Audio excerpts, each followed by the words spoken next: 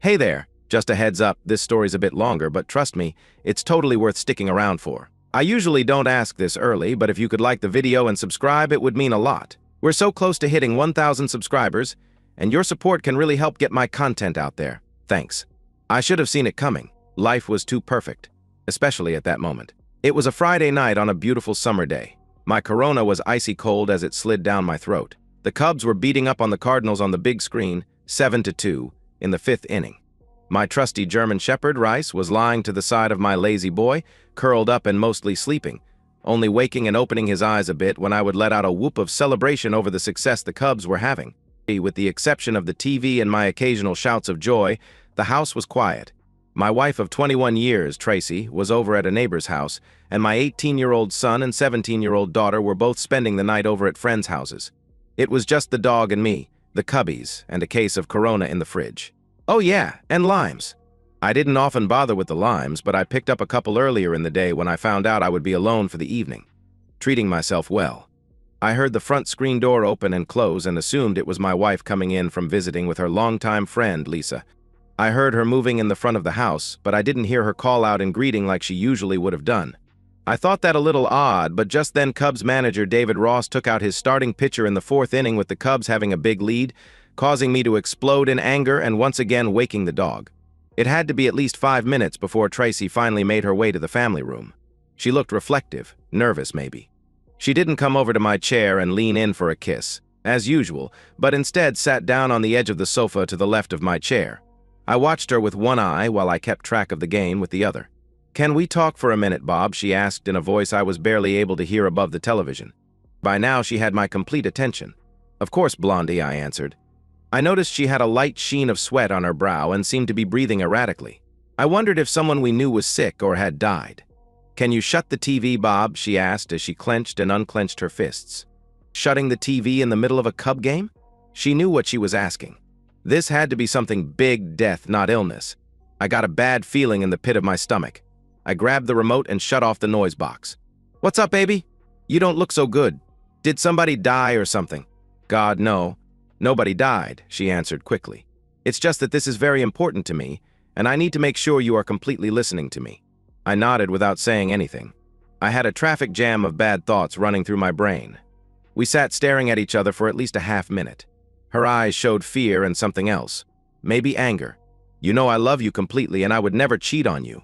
Never go behind your back with another man, right?" This was not exactly the question I expected. Suddenly, the dinner I ate earlier in the evening and the 2 beers I had during the game felt like they wanted to make a reappearance, right there on the family room floor. I nodded again mutely. "I'm 45 years old, Bob.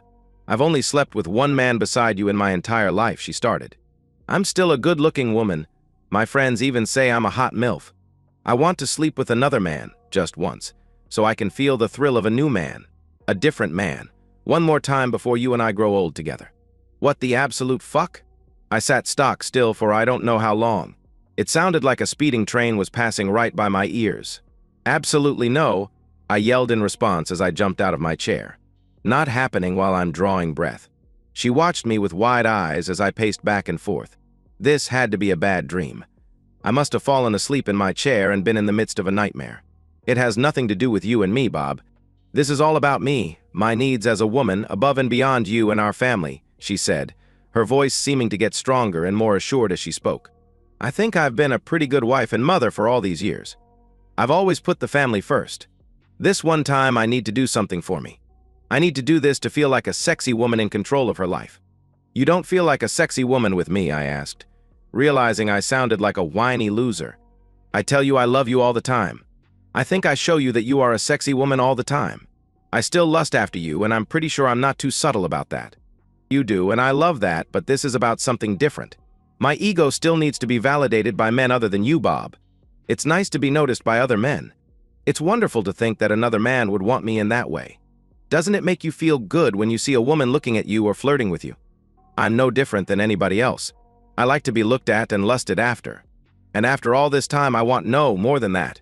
I would like the experience of going out on a date, wined and dined as it were, then taken and lusted after by a different man, for just one night. Not love, just lust. One night. Then I would come home to you and be yours, be a plain wife and mother for the rest of my life. You're anything but a plain wife and mother to me, Blondie. I rejoined. You're my everything. I can't let you go to another man. I won't let you go to another man. You keep telling me you love me. Why don't you show me how much you love me by giving this to me? I know it's a big ask, and it would be the ultimate gift to me for you to let me have it, she stated. No, it would be the ultimate stupidity for me to let you have that. If you really loved me, you wouldn't have even asked, I replied. Have I not been a pretty good husband to you and a good father to our kids? Should that not entitle me to a free pass as well? But you had so many more women than I had men before we married. I'm just trying to even the score a bit, she said. Actually, we never discussed numbers before we were married.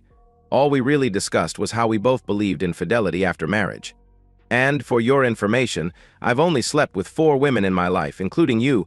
Not exactly a big list, I said. Oh, I always thought you had so much more experience than me, she said. You know so much more than me. I read a lot on the subject. I want to please you as much as possible, I replied. So it's still a hard no for you, then, she asked. Not only a hard no, but I'll be seeing an attorney first thing Monday morning to start on a divorce, I said as shock registered on her face. But, she stammered, I realize how hard this must have been for you to ask for the pass, so that tells me that you're really serious about this, which tells me that you're not going to let this go easily. That means that you will eventually go behind my back to get it done. I don't trust you not to anymore. Unless you've already done it, and this was just a smokescreen to get permission after the fact. No, I swear to you that I haven't slept with anybody so far. I said I wouldn't cheat on you, and I meant that, she whined. But you would figure that now that I know you want to, that doing it now wouldn't be cheating, I said, looking directly at her. Her inability to hold my gaze told me everything I needed to know. You would break up our family even though I haven't done anything yet, she asked in a rasp. If you finally got up the nerve to ask, you've been planning this for a long time, and that tells me you've already got a target picked out. He's probably been in on the planning of this as well. Lunches? Dinners? You've already cheated on me, at least emotionally. By the way, who is he? I asked. I didn't have anyone in particular picked out, she said, staring at a spot on the wall over my shoulder. The silence lasted for about 15 seconds as I drilled a hole in her with my eyes. She turned bright red when she looked at me and realized I was staring at her, disbelief all over my face. You don't need to know, Bob, she said quietly. You're right. I don't need to know. But I want to know the name of the man who is breaking up what I thought was a great marriage. You can tell me, or I can call every one of your close friends, as well as your boss and all of your co-workers, and ask them, I said. Her mouth dropped open in shock. You wouldn't, she started to say. Wouldn't I? What have I got to lose? My life is in the gutter, my marriage is gone. What's a little embarrassment to me? What about my embarrassment? She shrilled. I shrugged and did my best to hide my smile. Name? I asked harshly. Dan Wilson, she said quietly. Please, Bob, don't hurt him. I guarantee nothing, I replied. I grabbed the remote and turned the game back on. She harumphed, sniffled back some tears, got off the sofa, and went upstairs to our bedroom. My eyes watched the rest of the Cubs game, but nothing registered in my brain. I couldn't even tell you what came on the screen after the game, but I know I sat in front of the TV for at least 2 more hours. While I think I did a pretty good job of hiding most of my feelings from my wife, in reality I was devastated. I had absolutely no clue my wife was planning on sleeping with another man. In retrospect, I suppose I should have seen signs of her dissatisfaction with me, or her life, or whatever. In the last 3 months, Tracy had become somewhat distant with not only me, but also our children. In fact, my daughter, Sherry, was the first to notice, asking me if Tracy and I had had an argument of some sort. Intimacy between us had also fallen off, I had noticed. Intimacy 2 or 3 times a week had fallen off to once every other week, and not because I wasn't trying. I wondered if she wasn't going through some early changes. Then there were the phone calls being taken out of the room, something that had almost never happened until recently, in addition to the almost constant late evening texting. When I inquired about that, she claimed it was Lisa, who was having problems with her husband, Jerry. That was more than interesting, because Jerry and Lisa lived just 3 doors down from us, and I had no clue they were having any problems. I spent the remainder of the weekend thinking hard about my options. I told Tracy that I was going to file for divorce as quickly as possible, but first I had to examine every aspect of my marriage and my family. I certainly could understand how another man could lust after my Tracy. She was beautiful when I met her when we were both 21, and at 45 she was only 10 pounds heavier, despite having 2 children. I always wondered how I wound up with Tracy. She was clearly above my pay grade. It's not like I'm a troll or anything, being decent looking. 5 foot 11 inches, 175 pounds. But guys who look like me don't often wind up with the prom queen, which she was just 3 years before as a high school senior. We were both in the same astronomy class at Purdue University in our junior years. I was taking it just for fun, while Tracy needed the course to fulfill her science requirement. I'm kind of a geek that way, and Tracy figured out pretty quickly that I would happily help her pass the class, science not being her forte. It was getting toward the end of the first semester, and we were in my dorm room studying when Tracy leaned into me and kissed me hard on the lips. I kissed her back just as hard. "God damn, for most of the semester I thought you were gay," Tracy said to me when we broke the kiss.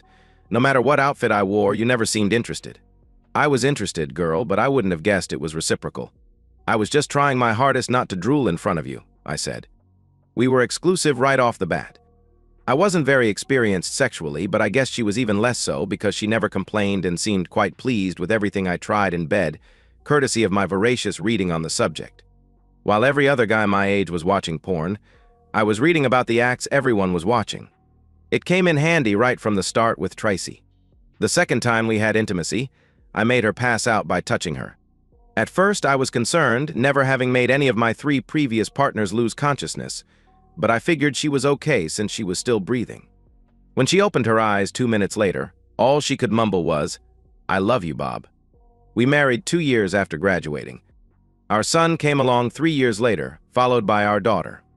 We lived a pretty good life financially, as I was an it guy and she was a banker when she returned to the workforce when our youngest went to school. Our son was now getting ready to attend Ohio State as a freshman in a couple of months, and our daughter was going to be a high school senior. In 2 short years, we were going to be empty nesters.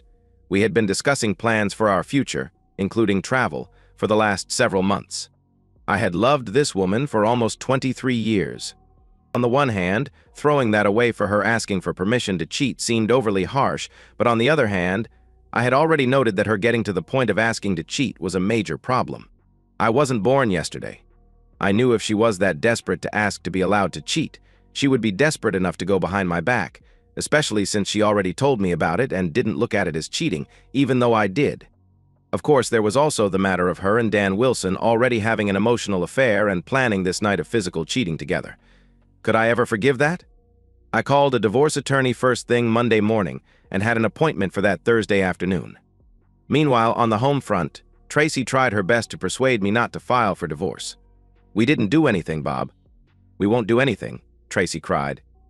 "Because you don't want a divorce, or because you know it's wrong?" I asked. She wouldn't look at me or answer. "You still are hoping I'll change my mind and let you, aren't you?" That got me a hopeful look, which sadly sealed both of our fates. I had Tracy served 1 week after I met with my attorney. We lived in a no-fault state and made similar money, so the finances were easy. The kids were almost out of the house, so accommodations would be sorted as we went, with the non-custodial parent responsible for child support for 1 year. We would sell the house and split the proceeds. Boom. Done deal. 21 years over. Not quite so fast. Tracy got a pretty sharp attorney who convinced the judge to order 4 counseling sessions, more if she felt it was necessary. The counselor, a mid-30s woman, had the same opinion that my kids and Tracy had. Since my wife didn't actually commit adultery, why did I feel divorce was my only recourse? I told the counselor the same thing I told Tracy and my kids, that I considered her request to have intimacy outside of our marriage to be tantamount to breaking our vows. Because of that, I no longer trusted her as a marriage partner. I might still love her to some extent, but I couldn't stay married to a woman I couldn't trust. "But I will never try something like that again, Bob.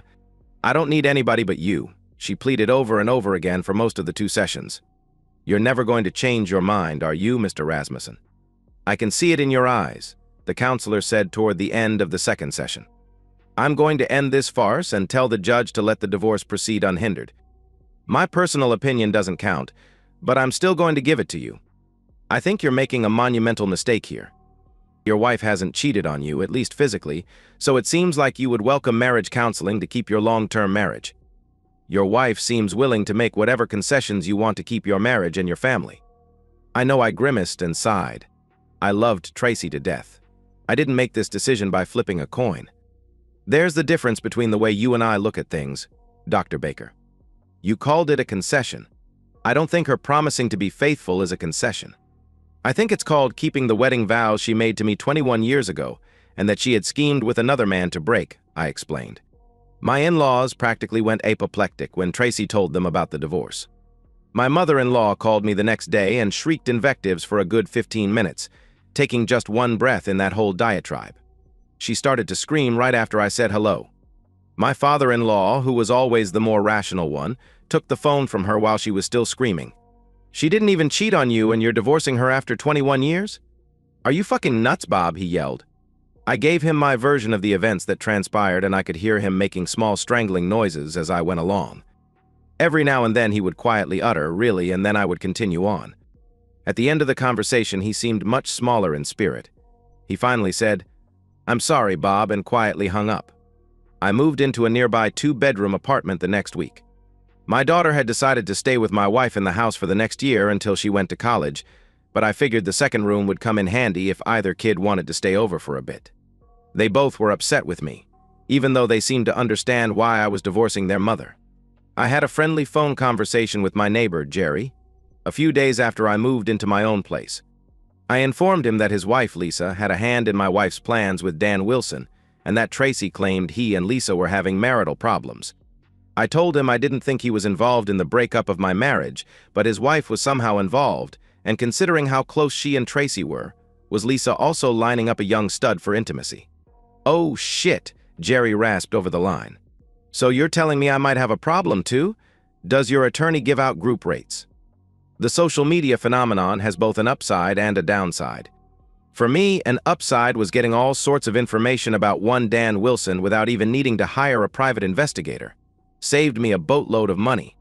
Wilson was a co-worker of Lisa's and had transferred to the local office from Cleveland about 6 months before my marriage imploded. He had a very pretty fiancée who was still seeking a position in our city, so he was driving home almost every weekend to see her. Apparently, he was trying to set up something with my wife for when he was in the city, so he would have a warm, welcoming woman in both places. I wondered if Tracy even knew about the kid's fiancé. Water under the bridge now, except for the phone call I placed to Wilson's fiancée. I heard soon afterward from some sources that Dan's wedding was called off, and his fiancée said he was welcome to have his old lady full-time. Did I mention that his fiancée was the daughter of a very rich man? 2 weeks before the divorce was final was my 22nd anniversary with Tracy. I had to admit I hurt inside for what I had lost, but the longer I sat in front of my Swanson TV dinner, the more I knew in my head I was doing the right thing for me. I would have spent the rest of my life looking for clues that she was cheating on me if I stayed married. I knew with every fiber of my being that sooner or later she would find a way to cheat on me. She hated to lose at anything and would see not getting her way as a loss that would need to be rectified. I sipped a shot of a single malt and was in bed by 10 p.m. Happy anniversary to me. My phone rang about 1 a.m. and I noticed it was my soon-to-be ex-wife. I thought about letting it go to voicemail, but since I was already awake, I answered the call. She wailed, clearly in the throes of passion. I had heard the sounds often enough to know she wasn't acting. There was more unintelligible squealing before Tracy exhorted her partner, presumably Wilson, to push harder. I should have ended the call immediately, but I was frozen in place. I listened in for another 2 minutes, long enough to hear Tracy's paramour growl out his own release.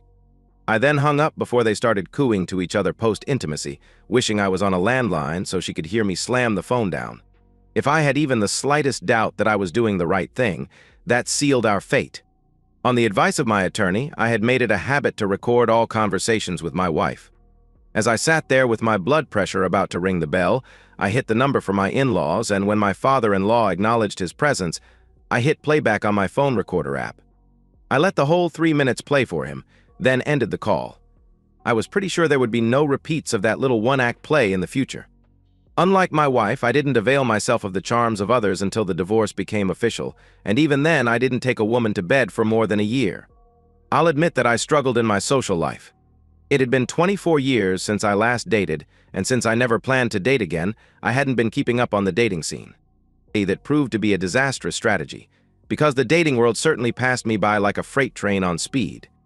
I knew some of my reluctance to date was in my head. I was afraid of being blindsided again. I loved Tracy, and I never saw what happened coming my way, not even a hint. The one thing that was easy to see that had changed since I last dated was the attitude of the women. When I was dating, it was all one-sided. The man picked out the target. The man asked said target for a date. If said target said yes, the man chose the activity and paid for everything. Nowadays, women seem to be the hunters almost half the time, or at least have thoughts on how the date should go. Sometimes they even paid for things.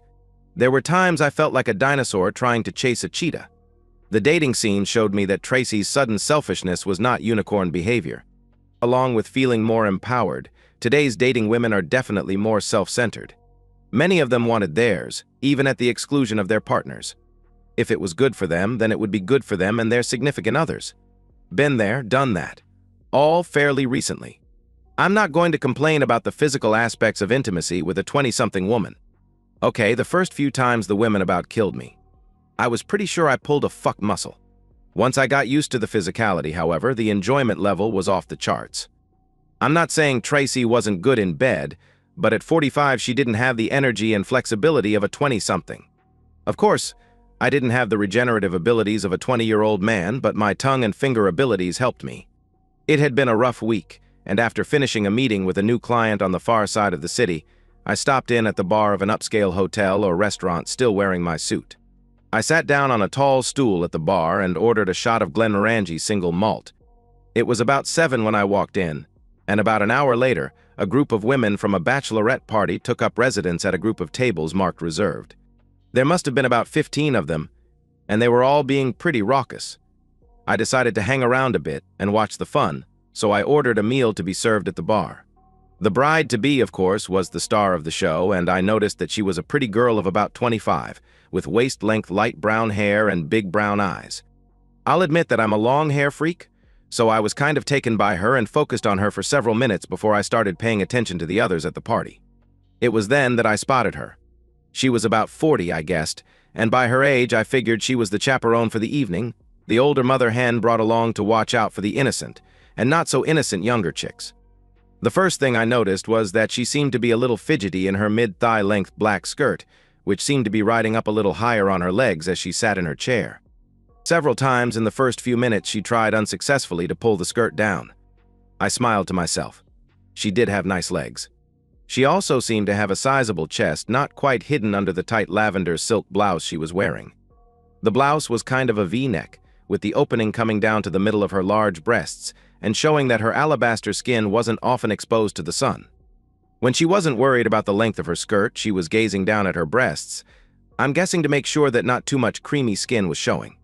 Her whole outfit was probably a little young for her comfort, and I guess that it was put together for her by one of the younger women in the group. I gave some mental kudos to whoever picked it out and persuaded her to wear it. The women definitely seemed to be enjoying themselves, laughing, drinking, and eating, and when a three-piece combo started to play, several women got up and started to dance with each other. The women dancing together seemed to embolden the other men in the bar, who started to approach the women on the floor and those at the table, except for their chaperone. I waited about 10 minutes, and when no one made a move for the chaperone, I decided the coast was clear and made my way over to her.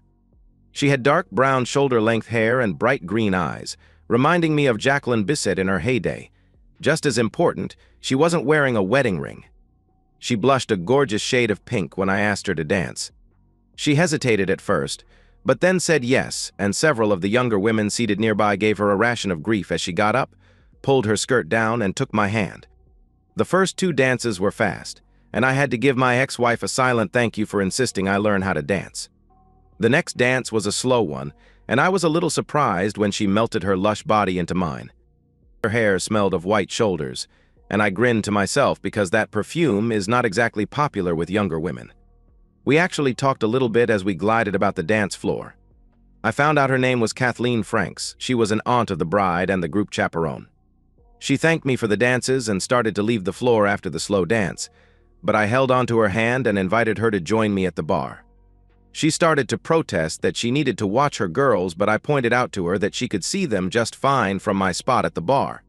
We watched the younger women and talked. I found out she was actually 48 years old and was divorced after being married for 15 years. She told me her husband, A man of means had traded her in for a trophy wife who was 27 to his 48 when he married her 3 years ago. She also told me that her outfit was chosen for her by her niece, the bride, and that she felt it was a little too young for her as she normally dressed more conservatively. I opined that her outfit seemed perfect for her, and I completely sucked up when I told her I absolutely loved her sexy heels. I had learned years ago that women really seem to like having their shoes complimented. "You don't think I look out of place dressed like this?" she asked innocently. "Not in the least." "Pardon me for saying so, but you look good enough to eat." If I liked the pink blush before, I loved the dark red blush she now exhibited. We talked for about 15 minutes. She noted that I didn't wear a wedding ring and wanted to know that story. She expressed surprise when I said that my ex-wife had never actually cheated on me physically. "I'm really old-fashioned," I explained. "She cheated on me emotionally and had plans to do it physically. I couldn't trust her anymore." "You don't tell someone you love them but want to have intimacy with someone else." "I get that," she answered. "Everybody has to have a line in the sand." She went back to the bridal party table a few minutes later, but was more than receptive when I again asked her to dance about 30 minutes later. This time, when we finished, she took my hand and led me back to the table with the other women, which now also had several other men. The evening was a success from my standpoint, even with the younger women being a little on the rowdy side. I was greatly surprised when Kathy invited me to be her +1 at the wedding in 2 weeks. "I was going to go by myself, but I know I'd have a better time with you. I know we've just met, but you've already met many of the girls who are going to be there, too. Besides, you'd be doing me a great favor because I wouldn't be there alone looking really pathetic." "I definitely wouldn't want you to look pathetic. I would be more than pleased to accompany you to the wedding," I said. "Tell me what color you are wearing and I'll pick the suit I have that best goes along with that." She leaned into me and gave me a quick peck on the lips. I smiled brightly while Kathy blushed again. I could get used to that. I sat with Kathy when we weren't dancing.